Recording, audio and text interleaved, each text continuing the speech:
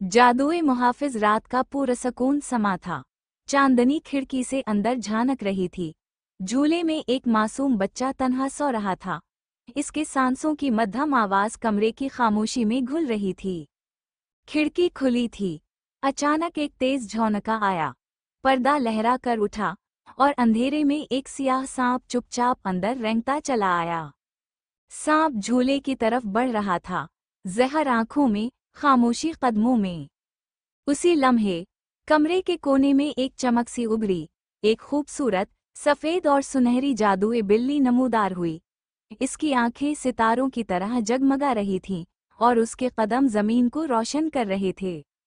बिल्ली झूले के सामने आकर सांप की तरफ घूरने लगी।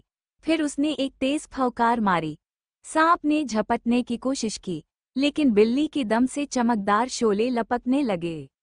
एक जोरदार मियाऊं की आवाज गूंजी और सांप चीख तक न मार सका। वही राख बनकर हुआ में तहलील हो गया।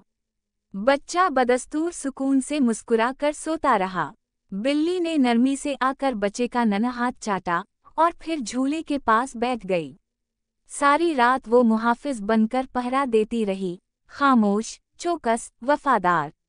सुबह जब माँ कमरे में आई तो उसने देखा कि बिल्ली सुनहरी रोशनी में धीरे धीरे गायब हो रही है। इसके होंठों पर हल्की सी मुस्कुराहट थी। माँ ने आंखें नम करते हुए आहिस्ता से कहा, शुक्रिया ए जादुई मुहाफिज। तो बच्चों, कैसी लगी आपको हमारी कहानी? अगर आपको अच्छी लगी हो और आप मज़ीद ऐसी जादुई और दिलचस्प कहानियाँ देखना चाहते हैं तो कमेंट ज़रूर करें और हमारे चैनल को लाइक और सब्सक्राइब करना मत भूलें।